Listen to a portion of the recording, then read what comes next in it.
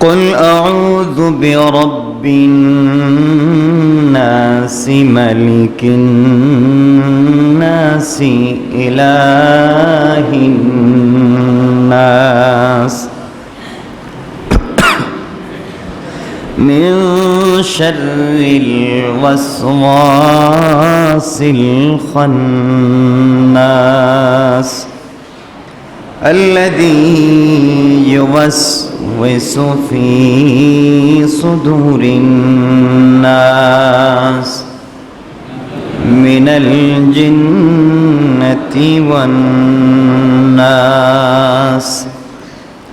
صدق الله العظيم وصدق رسوله النبي الكريم ونحن على ذلك من الشاهدين والشاكرين والحمد لله رب العالمين. اللهم صل على محمد وعلى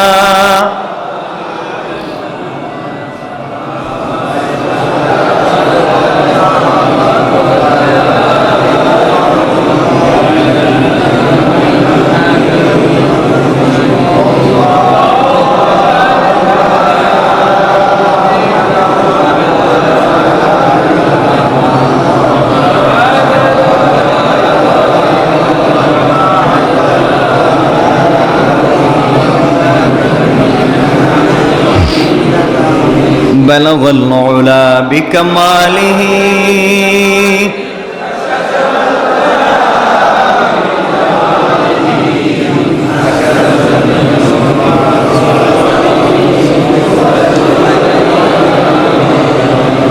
بلغ العلا بكماله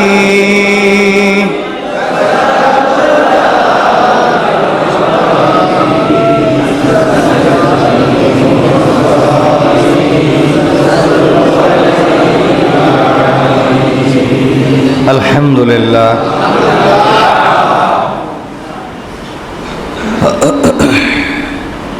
আল্লাহ পাকের দরবারে লাখো কোটি শুকর সুজুদ যে আল্লাহ আমাদেরকে আসবার সুযোগ করে দিয়েছেন, মসজিদ পর্যন্ত আসতে পেরেছি, আমরা শুকরগুজার হচ্ছি। সবাই পড়ছি আলহামদুলিল্লাহ। আমি কোরআনে কারীমের সব শেষ সূরা সবাই চিনি, সবাই জানি, এই সূরা নাস তেলাওয়াত করেছি। আল্লাহ সূরা বলেছেন, কুল, নবী আপনি বলে দিন, আপনি বলুন, আউযু বিরাব্বিন নাস, আপনি বলুন আমি আশ্রয় গ্রহণ করছি মানুষের পালনকর্তার। কে বলছেন? আল্লাহ বলছেন, নবীজি আপনি বলুন আমি আশ্রয় চাচ্ছি। আশ্রয় চাচ্ছেন কে? বিশ্বনবী, আখির জামানার পয়গম্বর, তিনি আশ্রয় চাচ্ছেন। আমি শুধু এই সূরার যে তাফসীর করব আজকে এটা না, কারণ এই সূরা এবং এই দুইটা সূরা একসাথে নাজিল হওয়ার একটা প্রেক্ষাপট আছে। রাসূল পাককে জাদু করা হয়েছিল, যাকে বলে ব্ল্যাক ম্যাজিক। এটা অনেকে বিশ্বাস করে না। রাসূল পাককেও জাদু করা হয়েছিল, যে করেছিল তার নাম ছিল লবিদ। সে চিরুনির মধ্যে চুল দিয়া এভাবে বড় বড় 11টা বেঁধে দিয়েছিল। এরপর এটাকে একটা গুহার গর্তের পাথরের নিচে রেখেছিল। রাসূল পাক, প্রত্যেক মানুষের শরীরে 11টা জোড়া আছে, এই জোড়াগুলো অফ হয়ে গিয়েছিল, কাজ করতো না। রাসূল দাঁড়াতে পারতেন না, বসতে পারতেন না, শুয়ে থাকতেন। এত কষ্ট দেওয়া হয়েছিল রাসূল পাককে জাদুর মাধ্যমে। কোনো চিকিৎসার মাধ্যমে এটা সমাধান হচ্ছিল না। এরপরে আল্লাহ এই সূরা দুটো নাজিল করে বললেন, ইয়া রাসূলুল্লাহ, এটা লম্বা কথা, আমি সেদিকে যাব না। যে আপনার উপরে জাদু করা হয়েছে এবং একজন ইহুদি জাদু করেছিল আপনাকে মেরে ফেলবার জন্যে। তাহলে আমি বোঝাতে চাচ্ছি যে জাদু যেটা, আমরা এটাকে ব্ল্যাক ম্যাজিক বলেছি, এটা বিশ্বাসের জিনিস, এটা মানুষকে ক্ষতি করা হয়। আর আজকালকে এগুলো খুব বেশি চলে, বলেন চলে না? মানুষের ক্ষতি করা হয়। রাসূল পাককেও করা হয়েছিল, দীর্ঘদিন তিনি বিছানায় শুয়েছিলেন, দাঁড়াতে পারতেন না, মানে বডি কোনো কাজ করতো না, তার হাত পা একবারে অবশ ছিল। আলী সহ দুজন সাহাবীর কাঁধে বড় করে তিনি এসেছিলেন, এই আল্লাহ স্বপ্নে দেখালেন এবং তিনি এই দুটো সূরা নাজিল করলেন আল্লাহ, এর মাধ্যমে ব্ল্যাক ম্যাজিক বা জাদুকে আল্লাহ দূর করলেন। তো এগুলো দূর করবারও কিছু আমল আছে, কথা কি বুঝাতে পারতেছি? আমরা এগুলোর মাধ্যমে আক্রান্ত হই, আমরা প্রতিবেশী, আত্মীয় স্বজন, বন্ধু বান্ধবদের মাধ্যমে আমরা আক্রান্ত হই। আপনি বড় হয়ে যাচ্ছেন, আপনার প্রতিবেশী তা পছন্দ করে না, আপনাকে সে জাদু করবে, ঠিক বললাম না? আর কিছু আলেম আছে, আলেম যারা কুফুরি কালাম করে জাদুগুলা করে দেয়, আছে না? এরা আলেম না, এরা প্রকাশ্য শয়তান, এদের পিছনে নামাজ হারাম, এদের বিবাহ থাকলে বউ তালাক, এটা হারাম কাজ, ঈমান থাকে না। যারা জাদু করে, কুফুরি কালাম করে, তাদের ঈমান, বলেন না সবাই, ঈমান থাকে না। রাসূল পাককে করা হয়েছিল, আল্লাহ পাক এই দুই সূরা নাজিলের মাধ্যমে তাকে হেফাজত করেছেন, পড়েন সুবহানাল্লাহ। তো আমি আজকে সে কথাগুলো বুঝাবো না, যে জাদু করলে কেমনে জাদু করে, কেমনে বাঁচতে হবে, রাসূল পাক কেমনে কেমনে তেলাওয়াত করলেন, এক একটা আয়াত পড়েছেন, জাদুর এক একটা বান খুলে গিয়েছে। এবং এই দুইটা সূরা নাজিল হওয়ার পরে যখন ঝাড়ফুঁক করলেন, পানি মাথায় দিলেন, বডিটা ধুয়ে ফেললেন, সাথে সাথে আগের মতো সুস্থ হয়ে গেলেন। তাহলে কেউ আপনাকে করলে এই ধরনের যারা জাদুকর তাদের কাছে যাওয়া লাগবে না, বৌদ্ধদের কাছে যাওয়া লাগবে না। যাক, আমরা যদি সময় পাই, সুযোগ পাই, আমার কাছে এ ব্যাপারে জানার আছে, আমাকে অনেকেই জানতে চেয়েছেন এই ব্যাপারগুলো নিয়ে, যে হুজুর আমরা এই ব্ল্যাক ম্যাজিক বা জাদু নিয়ে বড় বিপদে আছি। আছে না ফ্যামিলিগুলো? আপনার 4টা ছেলে আছে, অমুকের নাই, অমুকের শুধু মেয়ে, আপনাকে কেমনে বিপদে ফেলা যায় এই চিন্তায় উনি থাকে, আছে না?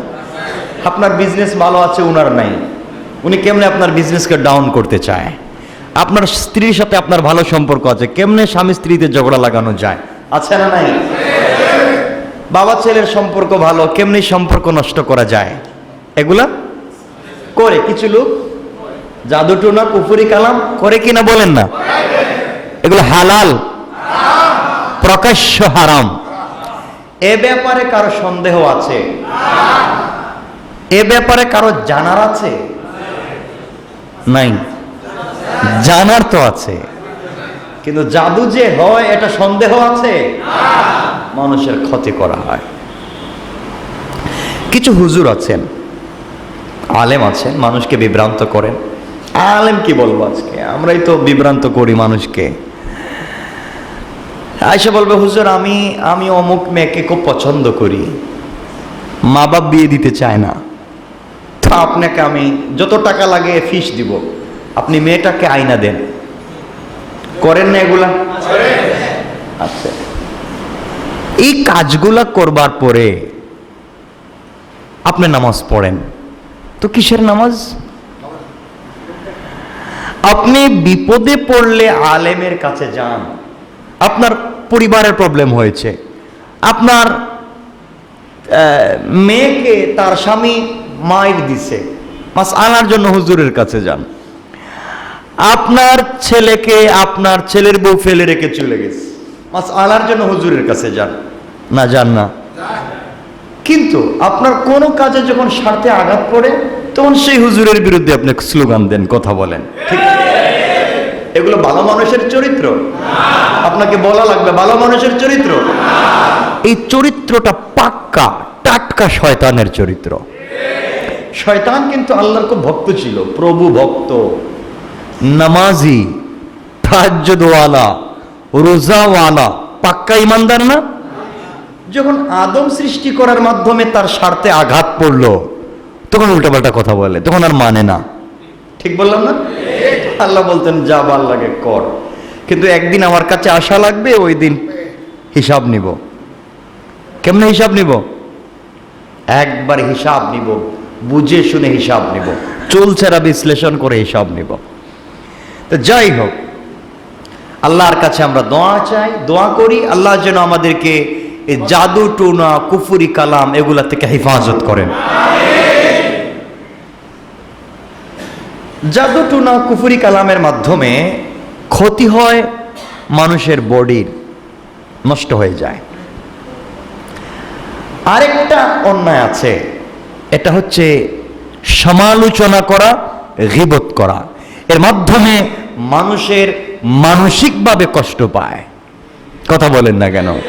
একটা শারীরিক কষ্ট আর একটা মানসিক কষ্ট। মানসিক কষ্ট ওই কষ্টের নাম যে কাউকে ডাইরেক্ট গুলি করে হত্যা না করে তিলে তিলে টেনশন দেয়া তাকে হত্যা করা। ঠিক বললাম না? এই কাজগুলো আমরা করে থাকি না? আমরা অনেককে নিয়ে টাট্টা করে থাকি, বিদ্রুপ করে থাকি, এতে করে সে কষ্ট পায়, হার্ট অ্যাটাক করে, টেনশন করতে করতে ব্রেইন নষ্ট হয়ে যায়। এমন হয় না? আমরা এগুলার পাক্কা উস্তাদ। এখন আমরা সমালোচনার একবারে পাক্কা উস্তাদ। কথা বলেন না? আমার কথা বুঝতে পারতেছেন না? আমরা নামাজ পড়ি, আমরা আল্লাহওয়ালা, জিকিরওয়ালা, কোন পীরের মুরিদ, কিন্তু পাক্কা কাজ করি আমরা সমালোচনার গীবতে। তা আপনার এই নামাজে কোনো কাজ হবে না, তোমার এই নামাজে কোনো কাজ হবে না। ফাওয়াইলুল লিল মুসাল্লিন, কাজ হবে না। আমরা মানুষের পিছনে লেগে থাকি। ভাই আমি একটা কথা বলি, মনের যুগ দিয়ে শোনেন। আপনি যেমন আমি আপনার পিছনে সমালোচনা করে এই সময়টা ইনভেস্ট করার চাইতে, সময়টা নষ্ট করার চাইতে, এই সময়টা যদি আমি আমার পিছনে ইনভেস্ট করি, আমি আমার পিছনে কাজে লাগাই, দুনিয়ায় হয়তো ভালো কিছু টাকা পয়সা ইনকাম করতে পারবো, আখেরাতে আমল করে জান্নাতে যেতে পারবো। তাহলে আপনার পিছনে সময় ব্যয় করা দরকার না আমার পিছনে? বলেন না, সময় ব্যয় করা দরকার নিজের পিছনে। ঠিক বললাম না? যাক, আমরা আছি এই সূরায়। আল্লাহ কি বলতে চাইছেন? আল্লাহ বলছেন, হে নবী, আপনি আশ্রয়ে প্রার্থনা করুন, আপনি আশ্রয় গ্রহণ করুন মানুষের পালনকর্তা। কোন পালনকর্তার? এরপরে বলছেন মালিকিন নাস, মানুষের অধিপতির কাছে আশ্রয় প্রার্থনা করুন। মানুষের অধিপতিকে সবাই বলেন। তাহলে আমরা কোন বিষয়ে সবকিছু ছেড়ে দিব কার উপরে? আল্লাহর উপরে। তাহলে মানুষের অধিপতি হচ্ছেন আল্লাহ। আল্লাহ বলছেন বিশ্বনবীকে, আপনি আশ্রয় প্রার্থনা করুন মানুষের অধিপতির, মানুষের পালনকর্তার। এরপরে আল্লাহ বলছেন ইলাহিন নাস, আপনি আশ্রয় প্রার্থনা করুন মানুষের মাবুদের। মাবুদ কার নাম? যার ইবাদত করা হয়। ইবাদত কার করা হয়? এই বিষয়ে বিশদ তাফসীর করেছি গত জুমার রাতে, যে ইবাদত হবে কার। কার আমি তাফসীরে বলেছি, ইবাদত যার হবে তার দুটা গুণ থাকা লাগবে। যার দুটা গুণ থাকবে তার ইবাদত করা যাবে। এই দুটা গুণ আছে একমাত্র কার? ইবাদত হবে কার? এর জন্য আল্লাহ বলছেন এই সূরার ভিতরে ইলাহিন নাস, আপনি আশ্রয় প্রার্থনা করুন মানুষের মাবুদের। এরপরে আল্লাহ বলছেন,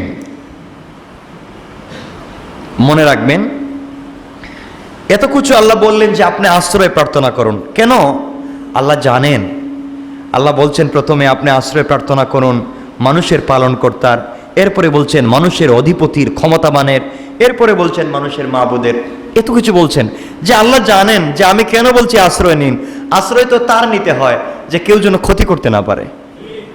আমরা আশ্রয় নেই না যে আমরা অমুকের আশ্রয় আছি যেন আমাকে কেউ বিপদে ফেলতে না পারে, কোনো ক্ষতি করতে না পারে, এর জন্য আশ্রয় যাই। তাহলে আল্লাহ রাসূল পাককে বলছেন আপনি আশ্রয় প্রার্থনা করুন মানুষের পালনকর্তার, আপনি আশ্রয়ে চলে যান অধিপতির, আপনি আশ্রয়ে চলে যান মাবুদের। কেন আশ্রয় চাইবেন, কেন আল্লাহর আশ্রয়ে থাকবেন, আল্লাহ এর পরে বলতে চাচ্ছেন। এরপরেই বলছেন মিন শাররিল ওয়াসওয়াসিল খান্নাস। কেন আপনি যাবেন? আল্লাহ রাব্বুল ইজ্জত ওয়াল জালাল এক জায়গার মধ্যে বলছেন, দেখেন আল্লাহ বলছেন এই জন্য আশ্রয় প্রার্থনা করবেন কারণ তার অনিষ্ট থেকে, মানুষের অনিষ্ট থেকে আশ্রয় প্রার্থনা করতে বলছেন মানুষের রবের, মানুষের মাবুদের, মানুষের পালনকর্তার, মানুষের অধিপতির। কেন? এই মানুষ মানুষের অনিষ্ট করে, মানুষ মানুষের ক্ষতি করে, মানুষ মানুষকে জাদুটোনা করে, মানুষ মানুষের সমালোচনা গীবত করে, মানসিক শারীরিকভাবে কষ্ট দেয়। আপনি কোথাও আশ্রয় পাইবেন না। আপনি বড় হয়ে যাচ্ছেন, আরেকজনের ভাল লাগবে না। আপনার বিজনেস বড় হয়ে গেছে, আরেকজনের ভাল লাগবে না। আপনার বিল্ডিং আছে, আরেকজনের ভাল লাগবে না। আপনার টাকা আছে, আরেকজনের ভাল লাগবে না। আপনার ক্ষমতা আছে, আরেকজনের ভাল লাগবে না। আপনার সম্মান আছে, আরেকজনের ভাল লাগবে না। আপনার 5টা বাচ্চা আছে, ছেলে আছে, আরেকজনের ভাল লাগবে না। আপনাকে মানুষ সম্মান করে, তাকে করে না, আপনাকে ভাল লাগবে না। এই জন্য মানুষ আপনার ক্ষতি করবে, এই জন্য আপনি ওই মানুষের পালনকর্তার আশ্রয়ে চলে যান। সুবহানাল্লাহ। বুঝাইতে পারতেছি? তাহলে আল্লাহর দৃষ্টিতে সব থেকে বেশি ক্ষতি করে মানুষ মানুষের। কথা বুঝেন নাই? এজন্য আল্লাহ বলছেন বন্ধু, আমি আপনাকে সরাসরি বলতে পারতাম আপনি আমার আশ্রয়ে চলে যান। আমি বলছি ওই মানুষের রবের আশ্রয় আসেন, ওই মানুষের পালনকর্তার আশ্রয় আসেন, ওই মানুষের অধিপতির আশ্রয় আসেন যে মানুষ মানুষের অনিষ্ট করে, কুমন্ত্রণার মাধ্যমে, আত্মগোপন করে থাকে ক্ষতি করার মাধ্যমে। কথা বলেন না কেন? আজকালকে আত্মগোপন করে কেউ ক্ষতি করে না? আপনি রাস্তা দিয়ে যাচ্ছেন, লাইট নাই, রাত্র অন্ধকার, একটা বন্দুক নিয়ে বসে আছে, একটা চাকু নিয়ে বসে আছে। আপনি রিক্সা যাচ্ছেন, আপনাকে ডাইরেক্ট পেটের ভিতরে ছুরি ঢুকায় দিছে, আত্মগোপনে ছিল। করে না এগুলা? আল্লাহ বলছেন এগুলা করতে পারে। আল্লাহ বলছেন অনিষ্ট করতে পারে সমালোচনার মাধ্যমে, গীবত শিকায়াতের মাধ্যমে, কারণ মানুষ বড় নিমক হারাম। আমি বলছি? আচ্ছা, তা আল্লাহ বলছেন মিন শাররিল ওয়াসওয়াসিল খান্নাস। তাহলে মানুষ একটা খান্নাস, কে বলছেন? এরপর আল্লাহ বলছেন আল্লাযী ইউওয়াসউইসু ফি সুদুরিন নাস। আপনি আশ্রয়ে থাকবেন এই জন্য যে কুমন্ত্রণা দেয় মানুষের অন্তরে। এই জায়গায় এসে শয়তানের কথা বলছেন। শয়তান কার অন্তরে কুমন্ত্রণা দেয়? দেয় না? দেয়। প্রথমে মানুষের ওয়াসওয়াসা, শয়তানের কথা আল্লাহ বলছেন। এরপরে শয়তানের কথা আল্লাহ বলছেন। এরপরে বলছেন মিনাল জিন্নাতি ওয়ান নাস। আল্লাহ এরপরে বলছেন জিনের মধ্য থেকে অথবা মানুষের মধ্য থেকে কিছু আপনার ক্ষতি করবে। তাহলে জিন যেমন শয়তান হয়, কথা বলেন না, মানুষও বলা লাগবে সবাই। দাড়িওয়ালা জিন নাই? আছে। বলেন, দাড়িওয়ালা জিন নাই? দাড়িওয়ালা জিন শয়তানি করে না? প্যান্ট শার্ট পরা জিন শয়তানি করে না? তে মানুষ দাড়িওয়ালা শয়তানি করতে পারে না? না, দাড়িয়ে রাখছে শয়তানি করবে না? বলেন না। প্যান্ট শার্ট পরছে বিদেশ শয়তানি করবে না? হুজুর হইছে বিদেশ শয়তানি করবে না? কথা বলেন না কেন? আল্লাহ বলছেন মানুষ হোক আর জিন্নাত হোক, এরা শয়তানের মতো কুমন্ত্রণা দিয়ে আপনাকে ব্ল্যাক ম্যাজিকের মাধ্যমে, জাদুটোনার মাধ্যমে, কুফরি কালামের মাধ্যমে, ষড়যন্ত্রের মাধ্যমে, আত্মগোপন করে হত্যার মাধ্যমে, কুমন্ত্রণার মাধ্যমে আপনার ক্ষতি করবে। আপনি বিশ্বাস রাখেন, বাঁচতে যদি চান রবের কাছে আপনি আশ্রয় নেন। সুবহানাল্লাহ বলেন। তাইলে আল্লাহ যদি তার বন্ধুকে বলছেন বেঁচে থাকতে হলে আশ্রয় লাগবে কার? তার বন্ধুকে বলছেন, তাহলে আপনার আশ্রয় লাগবে না, আমার আপনার আশ্রয় লাগবে না। পীর সাহেব, আমার আপনার আশ্রয় কে? পীর সাহেব, আপনার নেতা, আপনার বুজুর্গ। কিয়ামতের দিন কোন বাবার পরিচয় চলবে না, কোন বাবার পরিচয় নাই। দুনিয়ার জমিনে যত বড় পীর বুজুর্গ হন, কেউ নাই। এই দুনিয়ার জমিনে কেউ নাই, একজন আলেম নাই একটা প্রমাণ দেখাবার যে কিয়ামতের দিন কোন বুজুর্গ কারো কোনো সহযোগিতা করতে পারবেন, কোনো ক্ষমতা নাই। আপনি যত বড় পাওয়ারফুল আর ক্ষমতাবান হন, আপনার যত ক্ষমতা থাকুক, আল্লাহ বলছেন লিল্লাহিল ওয়াহিদুল কাহার লিমানিল মুলকুল ইয়াউম, আজকের দিনের ক্ষমতা, প্রভাব, প্রতিপত্তি সবকিছু আমার, কারো নাই। কথা বলার ক্ষমতা নাই, না আছে? আপনার পীর সাহেব আপনাকে বাঁচাতে পারবেন? আপনার বুজুর্গ আপনাকে বাঁচাতে পারবেন? আপনার নেতা? কথা বলেন না কেন ভাই? কেউ পারবে না, কেউ পারবে না। কার কথায় আপনি আমি নাচছি? কার কথায় নিজের চিন্তা নষ্ট করে দিয়েছি? আজকে আমাদের জীবনের টার্গেট নষ্ট হয়েছে। ইহুদি খ্রিস্টানদের ষড়যন্ত্র ছিল মুসলমানদের জীবনের উদ্দেশ্যকে নষ্ট করে দেওয়া। আজকে আমাদের জীবনের উদ্দেশ্য কি বলেন? কে বলতে পারবেন আপনার লাইফের উদ্দেশ্য কি? আপনার লাইফের টার্গেট কি? কি বলতে পারবেন? যারা কলেজ ইউনিভার্সিটিতে পড়ে তাদেরকে জিজ্ঞাসা করবেন লাইফের টার্গেট কি? একটা চাকরি। কথা বলেন না? একটা চাকরি, একটা গাড়ি, একটা বাড়ি, একজন নারী, এই তো শেষ। কথা বলেন না কেন? আর এটা আমাদেরকে শিক্ষা দিয়েছে আমাদের মা বাবা। এই জন্য মা বাবা শুধু জন্ম দিলেই হয় না, আদর্শ মা বাবা হওয়া লাগবে। সন্তানকে মা বাবা বলে বাবা তোমার পায়ে দাঁড়াও। তাহলে তোমার পায়ে দাঁড়াও মানে কি? তুমি তোমার লাইফের টার্গেট ঠিক করো, কেমনে চলবা ভবিষ্যতে। অথচ মুসলমানদের লাইফের টার্গেট একটাই, জান্নাত পর্যন্ত পৌঁছে যাওয়া। মুসলমানদের টার্গেট কি? আমাদের জীবনের উদ্দেশ্য কি বলেন? আমাদের জীবনের উদ্দেশ্য ব্যবসা, চাকরি, দোকানদারি, বিজনেস? কথা বলেন না কেন? মুসলমানদের জীবনের উদ্দেশ্য কি? কথা বলেন না কেন? জান্নাতই যদি উদ্দেশ্য হয়, কোন মা বাবা সন্তানকে বলে তোমার পায়ে দাঁড়াও, এরপরে কিছু করো? আপনি আমি সন্তানকে শিরক শিক্ষা দিচ্ছি, আপনি আমি সন্তানকে ধোঁকা দিচ্ছি। আমরা সন্তানদেরকে তাদের টার্গেট থেকে সরিয়ে দিয়েছি, জীবনের উদ্দেশ্য থেকে সরিয়ে দিই। বাবা তুমি মাদ্রাসায় পড়ো না, কারণ মাদ্রাসায় পড়লে লাইফের কোনো টার্গেট নাই। কারণ মাদ্রাসায় পড়ে লাভ কি? কি হবে মাদ্রাসায় পড়ে? মাদ্রাসায় পড়ে লাভ নাই এই জন্য যে এখানে পড়ে তোমার কোনো চাকরি নাই। কলেজে পড়ো, ইউনিভার্সিটিতে পড়ো, দূরে যাও, তাহলে তোমার একটা লাভ হবে। এই জন্য আল্লাহকেও আসতে, একটু একটু এদিকে দেন, আল্লাহকেও আসতে আমাদের লাইফের টার্গেট হবে, আল্লাহকেও আসতে আমাদের লাইফের উদ্দেশ্য হবে আল্লাহকে চিনা। কাকে চিনা? সামনে আসেন ভাই। কাকে চিনা? আল্লাহকে চিনা। আমাদের লাইফের একটাই উদ্দেশ্য হচ্ছে কার পর্যন্ত পৌঁছে যাওয়া? বলেন না কেন? কার পর্যন্ত? আল্লাহ পর্যন্ত। কার পর্যন্ত? আমাদের জীবনের টার্গেট খুশি করা কাকে? সবাই বলেন খুশি করতে হবে কাকে? আল্লাহকে।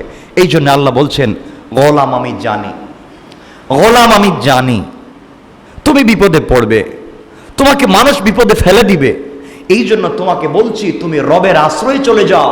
ওই রবের, যেই রব মানুষের, যেই রব মানুষের, এই মানুষের রবের কাছে পৌঁছো, মানুষের অধিপতির কাছে পৌঁছো, মানুষের সৃষ্টিকর্তার কাছে পৌঁছো, মানুষের মাবুদের কাছে পৌঁছো। কারণ তোমাকে বাঁচাতে পারেন, তোমাকে মারতে পারেন একমাত্র রব।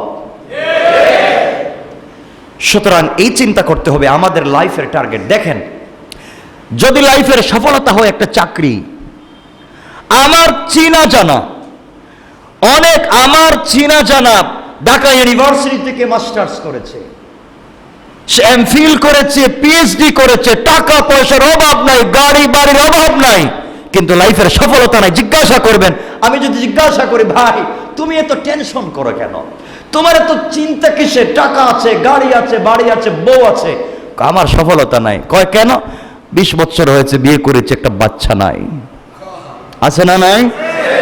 লাইফের সফলতা মনে করতেছে একটা বাচ্চায়। অনেক ভাই চাকরির জন্য দৌড়ায়, 30 বছর হয়ে গেছে, কয়েকদিন বাকি আছে সরকারি চাকরি লেভেলের, কাঁদতেছে, হাওয়া করতেছে, পীরের কাছে দৌড়তেছে, কত নেতার কাছে দৌড়তেছে, কারণ জানে আমার চাকরির কয়েকদিন বাকি আছে, আমার লাইফের সফলতা নাই। কথা বলেন না কেন? এটা আমরা তৈরি করেছি জীবন। আমরা যদি আমাদের লাইফের টার্গেট ঠিক করে ফেলি, উদ্দেশ্য ঠিক করে ফেলি, যেখানেই থাকি, আমি ডাল ভাত দিয়ে খাই, 3 বেলা 1 বেলা খাই, আমি মুচি হই, সুইপার হই, আর যাই হই, আমার জীবনের টার্গেট একজনকে রাজি খুশি করা, তিনি আমার রব, তাহলে 10 তলার উপরে লাগবে না, গাছতলায় বসেও না খেয়ে শান্তি পাওয়া যায়। কথা কি বোঝাতে পারতেছি? এজন্য আপনার আমার জীবনের টার্গেট হবে একটাই, রব পর্যন্ত পৌঁছে যাওয়া। কথায় অনেক কথা চলে আসে, এখানে কথা বলার সময় আমাদের কমে গেছে।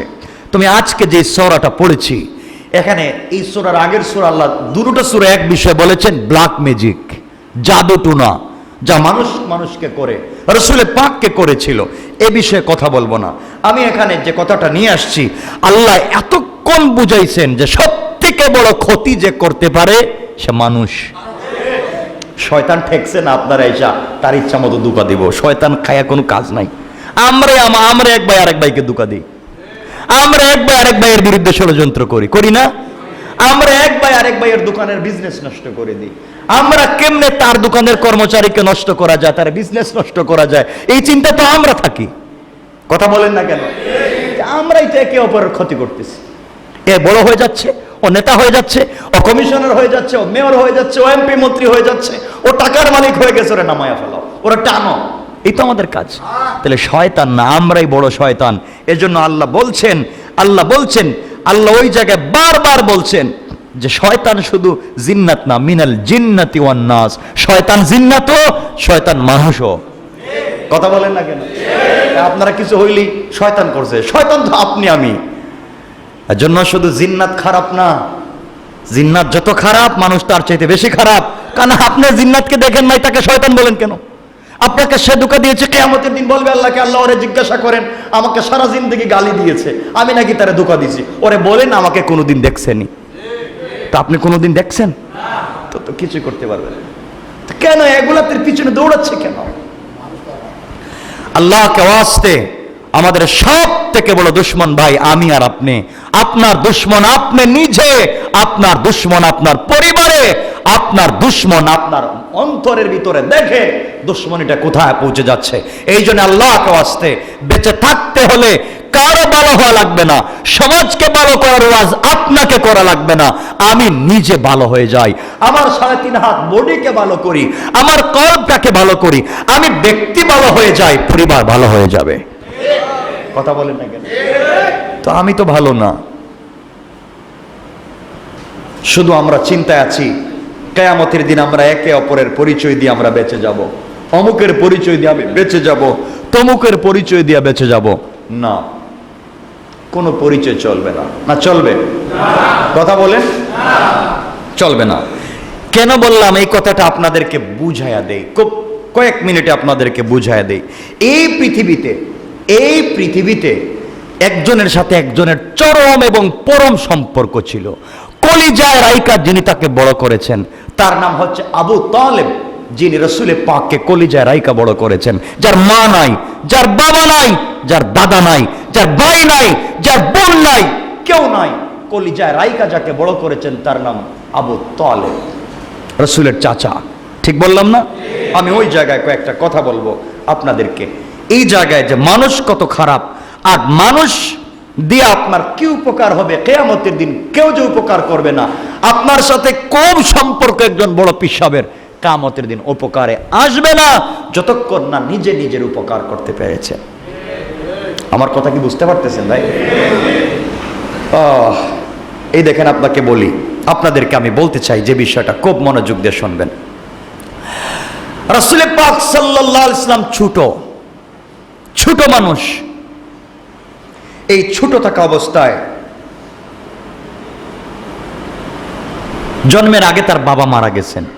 তাহলে বাবাকে কোনোদিন দেখছেন? দেখেন নাই। বাবার চেহারা কেমন জানেন? জানেন নাই। এই অবস্থায় চলতে লাগলো। রাসূল পাক সাল্লাল্লাহু আলাইহি ওয়াসাল্লাম মাকে বললেন, মা, বাবাকে তো দেখতে চাই। কিন্তু মা চাইলে, আমেনা চাইলে বাবাকে দেখাতে পারবেন? বললেন না কথা, উনি তো মরে গেছেন, কোথা থেকে দেখাবেন? বলছেন চলো যাই। সাথে নিয়েছেন উম্মে আইমানকে। কি বোঝাতে চাই বুঝবেন। উম্মে আইমানকে সাথে নিয়েছেন। উম্মে আইমানকে সাথে নিয়ে গিয়েছেন দেখানোর জন্য কবর। আব্দুল্লাহর কবর পাহাড়ের উপরে, বিশাল পাহাড়ের উপর আব্দুল্লাহর কবর। বাবার কবর দেখাতে নিয়ে গিয়েছেন। ওখানে গিয়ে দেখেছেন, ওখানে গিয়ে দেখেছেন মা ডাক দিয়ে বলেছেন, বাবা, এই যে তোমার বাবার খবর। রাসূল পাক চোখের পানি ছেড়ে কাঁদলেন আর মাকে বললেন, মা, সব ছেলেদের তো বাবা আছে, সব ছেলেরা তো বাবার কুলে ঘুমায়, বাবা এসে ছেলেকে জড়াইয়া ধরে, কলিজার সঙ্গে জড়াইয়া ধরে। আমি কি জীবনে আব্বা বলে ডাকতে পারবো না? বাপ কি কোনোদিন আমাকে মোহাম্মদ বলে কলিজায় নিবে না? আমার কপালে কি চুম্বন করবে না? এই বলে মা যখন কাঁদছেন, এই বলে মা যখন কাঁদছেন, ছেলে যখন কাঁদছে, এমন সময় মা হযরতে আমেনা মা ডাক দিয়ে ছেলেকে বলছেন, বাবা, ও মুহাম্মদের দিকে আসো। কুল্লু হাইয়িন মাইয়িতুন কুল্লু জাদিদিন বাল। বাবা, তুমি মনে করো সব জীবিতই একদিন মৃত্যুবরণ করতে হবে, সব নতুনই একদিন পুরাতন হবে। এই কথা বলে আমেনা নিজের স্বামী আব্দুল্লাহর কবরের উপরে পড়ে গেছেন। চিৎকার করে ডাক দিয়ে বলছেন, স্বামী, যেই ছেলেকে জন্ম দিলা, ছেলেকে তুমি দেখলে না, একবার আদর করলে না, ছেলের চেহারাও দেখলে না। এই কথা বলে স্ত্রী যখন চিৎকার করেছেন, স্ত্রী ইন্তেকাল করেছেন, মা আমেনা ইন্তেকাল করেছেন। রাসূল দেখলেন বাবার কবর জিয়ারত করতে এসে মাকে হারায় ফেলেছি। তিনি এই অবস্থায় চিৎকার করে কাঁদতে লাগলেন। ওই সাথে যে ছিল উম্মে আইমান, এক পর্যায়ে সংক্ষেপ করে যেটা বোঝাতে চাই, আমেনাকে কবর দিল। কবর দিয়া রাসূল পাককে নিয়ে আসতে চায়। ছোট্ট মানুষ, মাও নাই, বাবাও নাই, মা নাই, বাবাও নাই, কেউ নাই। তাকে নিচে নিয়ে আসছে, বুঝাইয়া বলছে, চলো তোমাকে বাড়িতে নিয়ে যাই। উট তৈরি করেছেন, গুড়া তৈরি করেছেন, চলো তোমাকে নিয়ে বাড়িতে যাই। উম্মে আইমান যখন দেখতেছে সে গুড়া ঠিক করতেছে, এমন সময় পিছন দিকে তাকায় দেখে রাসূল আর নাই। রাসূলকে খুঁজে পাচ্ছে না, আমার নবী কলিজার টুকরা বিশ্ব নবীকে খুঁজে পাচ্ছে না উম্মে আইমান। আরে মুহাম্মদ কোথায় গেল? উঁচা পাহাড়ের নিচ থেকে, উপর থেকে নিচে নামালাম, আমি তাকে নিয়ে বাড়িতে যাব। এখন যে তার মাও নাই, বাবাও নাই, ভাইও নাই, বোনও নাই, কার কাছে নিয়ে যাব? তার তো দাদা আছে, দাদার কাছে নিয়ে যাই, আব্দুল মুত্তালিবের কাছে নিয়ে যাই, তাকে সমঝাইয়া দেই, তার হাতে উঠাইয়া দেই। কিন্তু মুহাম্মদ তো এখন আর নাই। আবার দৌড়তে লাগলেন, দৌড়তে দৌড়তে কষ্ট করে পাহাড়ের উপরে উঠছেন। পাহাড়ের উপরে উঠে উম্মে আইমান দেখে হযরতে বিশ্বনবী মার বাবার কবরের মধ্যখানে শুয়া চিৎকার করে ডাক দিয়ে বলছে, মা, বাবার কবর দেখতে আসছে। বাবার কবর দেখতে এসে মাকে হারালাম। আজকে আমার মা নাই, আজকে আমার বাবা নাই, আমার ভাই নাই, আমার বোন নাই। আমি কোথায় যাব? কেন আমার সাথে এমন ব্যবহার? আজ কোথায় যাব? কে আমাকে আদর করবে? এই উম্মে আইমান বুঝাইয়া বুঝাইয়া রাসূল পাককে নিয়ে এসেছেন, বাড়িতে নিয়ে এসেছেন। যা বুঝাতে চাই, আসার পরে আব্দুল মুত্তালিবের কাছে দিয়েছেন। একটা ছোট্ট মানুষ, বয়স 6 বছর। কয় বছর? মাত্র 6 বছর। আপনার আমার ছেলেকে 6 বছরের রাস্তায় বের করি না। মাত্র 6 বছর, বাপকেও দেখেন নাই, মাকেও হারায় পালাইছেন। 6 মাস হয়েছে, 6 বছর 6 মাস। যে দাদায় ছিলেন, দাদাও মরে গেছেন, কেউ না। সেই রাসূল পাককে খুলে নিলেন চাচা আবু তালেব। আবু তালেব, আবু তালেব আপনারা জানেন, সাহাবে আবু তালেব। রাসূল পাককে যখন ব্যারিকেড দেওয়া হয়েছিল, অবরুদ্ধ করা হয়েছিল, আবু তালেবও সাথে ছিলেন, কিন্তু ইমানদার ছিলেন না। আমি বুঝাতে চাই, ওই জায়গায় আবু তালেবের সাথে রাসূলের যে সম্পর্ক ছিল, কিন্তু এই আবু তালেবও কিয়ামতের দিন রাসূলের পরিচয় দিয়ে জান্নাতে যেতে পারবেন না। কথা বলেন না কেন? এটাই বুঝাতে চাইতেছি। আবু তালেব তো এমন ছিল। আবু তালেব মক্কায় ঘোষণা করেছেন, আমি বেঁচে থাকবো, আমার ভাতিজার শরীরে ফুলের ঠোকা পড়তে দেব না, আমার ভাতিজা যা চায় তা করবে, আমার ভাতিজার দিকে যদি কেউ চোখ খুলে তাকায়, আমি চোখ খুলে ফেলবো। মক্কা আমার ভাতিজার বিরুদ্ধে কথা বলার কেউ নাই, ভাতিজা যা চায় তা করবে। ও যদি যদি কালিমার দাওয়াত দেয় কালিমার দাওয়াত দিবে, তাওহীদের দাওয়াত দিবে। যার ভাল লাগে মানবে, যার ভাল লাগে মানবে না। আমি আবু তালেব ইমানদার না, কিন্তু ভাতিজার বিরুদ্ধে কথা বললে কাউকে ছাড় দেব না। আল্লাহু আকবার। ভালোবাসা কম না বেশি? কত বেশি ভালোবাসা। নিজের কলিজা জড়ায়া ধরছেন আর বলছেন ভাতিজা বাপ নাই, মা নাই, ভাই বোন নাই, দাদাও নাই। মনে রাখো তোমার চাচা তোমার বাবার জায়গায় আছে। আমি বেঁচে থাকতে তোমার কিছু হবে না, আমি বেঁচে থাকতে তোমার কেউ কিছু করতে পারবে না। এই রসুলের সঙ্গে আবু তালেবের সম্পর্ক, যে রসুল না হলে দুনিয়ার কিছুই হতো না। রসুলের পাক কেমন আমরা জানি। রসুলকে আল্লাহ বলছেন হাবিব। কি বলছেন? হাবিব মানে এমন বন্ধু। হাবিব তো এমন বন্ধুকে বলা হয় যার সাথে বন্ধুত্ব করে শুধু দিছে, কিচ্ছু নেয় নাই। আল্লাহ বলেন বন্ধু, তোমার সঙ্গে বন্ধুত্ব করে আমি জান্নাত দিলাম, তোমার সঙ্গে বন্ধুত্ব করে হাউজে কাউসার দিলাম, তোমার সাথে বন্ধুত্ব করে মাকামে মাহমুদ দিলাম, তোমার সঙ্গে বন্ধুত্ব করে জান্নাতের চাবি দিলাম, তোমার সাথে বন্ধুত্ব করে জান্নাতে যাওয়ার প্রথম পারমিশন দিলাম, তোমার সাথে বন্ধুত্ব করে আরশ কুরসি লৌহ কলম সব বানাইলাম। আল্লাহ রাব্বুল ইজ্জত ওয়াল জালাল তাকে বলতেছেন উতিতু মাফাতিহাস সামাওয়াতি ওয়াল আরদ। ও পয়গম্বর, আসমান জমিনে যা কিছু আছে সব তোমাকে দিলাম, তুমি তো আমার বন্ধু। এমন বন্ধু তার চাচাকে তার পরিচয় দিয়ে জান্নাতে নিতে পারবেন? বলেন, নিতে পারবেন? তাহলে আপনি কার পরিচয় দিয়ে জান্নাতে যাবেন সেটা জানতে চাই। আপনি কার পরিচয় দিয়ে জান্নাতে যাবেন? সেই রাসূল সাল্লাল্লাহু আলাইহি ওয়াসাল্লাম, মনে রাখবেন, 6 বছর 6 মাস রাসূল পাক সাল্লাল্লাহু আলাইহি ওয়াসাল্লামের বাপ নাই, মা নাই, দাদা নাই। বাকি 3 বছর নবীজি স্বাভাবিক ছিলেন না, কথা বলতে পারতেন না। 7 বছর, 8 বছর, 9 বছর, এই 3 বছর বয়সে নবীজি কথা বলতেন না, কারোর সাথে মিশতেন না। কারণ তিনি এমন হয়ে গিয়েছিলেন যে স্বাভাবিক জীবনে আসতে পারতেছিলেন না। একটা বাচ্চার মা নাই, একটা বাচ্চার বাপ নাই, একটা বাচ্চার আশ্রয়ের থাকবার জায়গা নাই, চাচা ছাড়া কেউ নাই। কেমন অবস্থা চিন্তা করেন, কেমন অবস্থা চিন্তা করেন। সেই নবীজি 3 বছর স্বাভাবিক জীবনে ছিলেন না। হযরতে আবু তালেব রাসূল পাক সাল্লাল্লাহু আলাইহি ওয়াসাল্লামকে কুলে নিতেন, মাঠে যাইতেন, ঘুরতে নিয়ে যাইতেন, মেলায় নিয়ে যাইতেন, যেন আমার ভাতিজার মাথাটা স্বাভাবিক হয়, সব কিছু যেন বলে থাকতে পারে।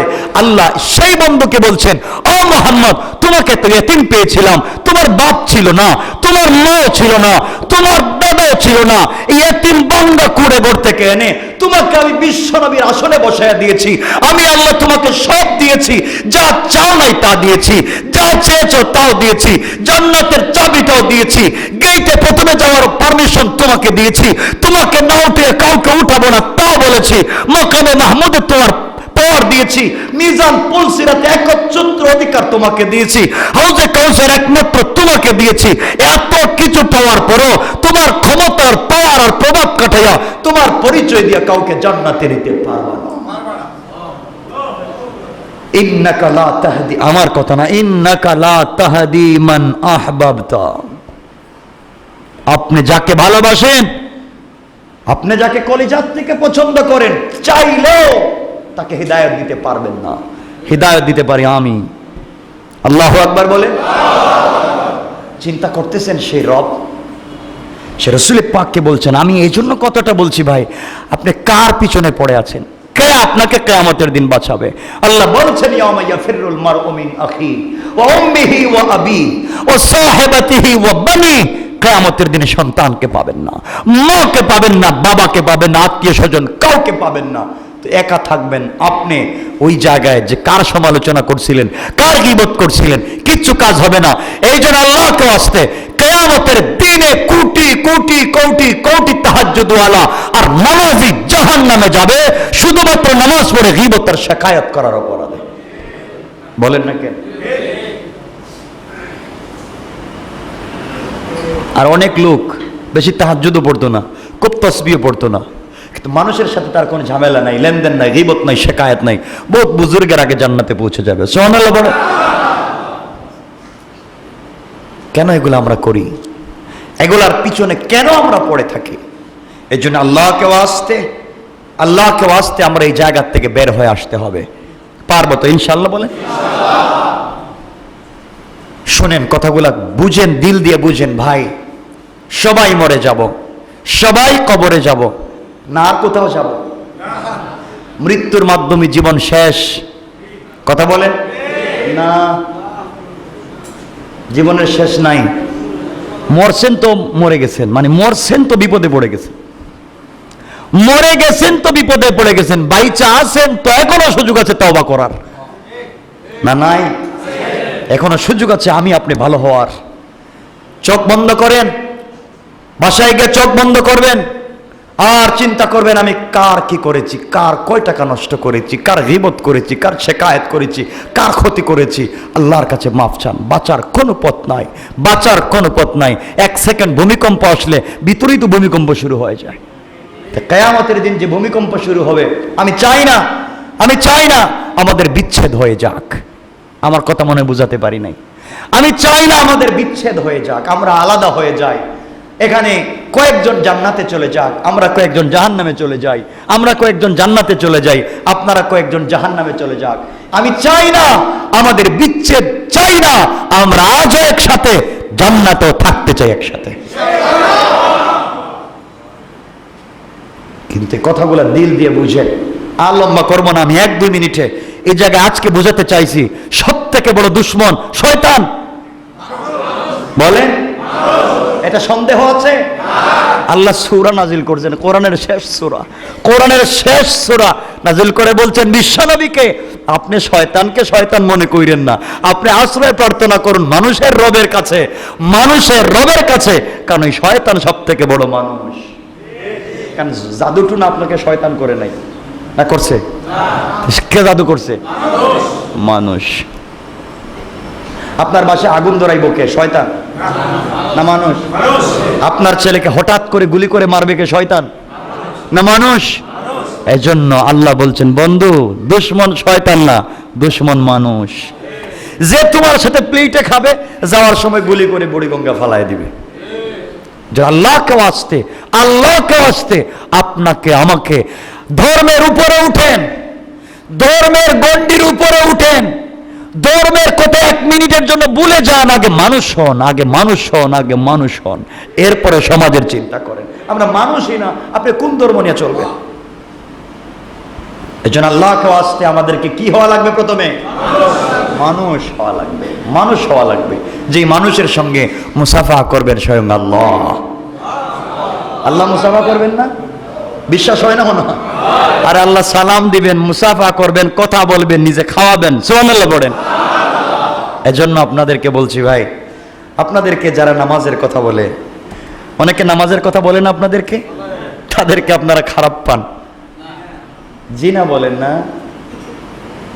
জি না বলেন।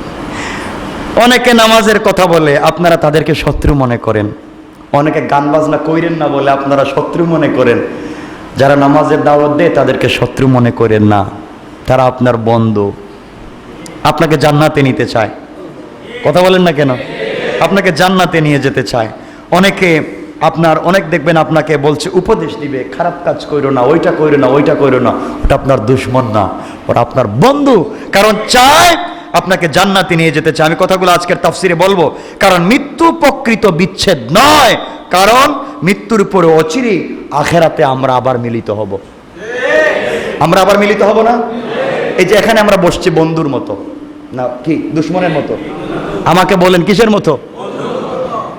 এই বসা কি শেষ বসা? মৃত্যুর মাধ্যমে কি বিচ্ছেদ হয়ে যাবে? মনে রাখবেন, আজকে যতজন বসছি, কিয়ামতের দিন তার চাইতে বেশি মানুষ একসাথে বসবো। আজকে বন্ধু, কিয়ামতের দিন যেন দুশমন না হয়। কারণ আজকে আমরা বন্ধু, কিয়ামতের দিন বোঝা যাবে এখানে বৈশাখ কে বন্ধু ছিলাম আর কে দুশমন ছিলাম। ঠিক কিনা বলেন? কে কার বিরোধিতা করেছেন, আমি কার বিরোধিতা করেছি, কে কার সমালোচনা করেছেন, কে কার গীবত করেছেন, আজকে হয়তো বন্ধুত্বের কারণে বোঝা যাচ্ছে না, কিয়ামতের দিন ধরা পড়বে। বন্ধু মসজিদে বৈশা তো বন্ধুত্ব দেখাইছিলে, আজকে আমার সামনে আইসা দেখে তুই গীবত করছিস, দোষ। ঠিক কিনা বলেন? হ্যাঁ, ধরা পড়বে কিয়ামতের দিন। এই জন্য আজকের বন্ধুর পরিচয় যেন কিয়ামতের দিন বন্ধুত্ব থাকে ভাই। আজকের বন্ধুর পরিচয় যেন কিয়ামতের দিন বিচ্ছেদ না হয়, আপনি জাহান্নামী উনি জান্নাতি তা না হয়। আজকের বন্ধু কিয়ামতের দিন যেন বন্ধু থাকে, একসাথে যেন জান্নাতে যেতে পারি। এই জন্য আল্লাহকে আসতে সব বাদ দেই, আমাদের লাইফের পণ আর প্রতিজ্ঞা টার্গেট একটাই, আল্লাহকে রাজি খুশি করা। আল্লাহ যেন আমাদের কবুল করে না। আমি আর লম্বা করলাম না।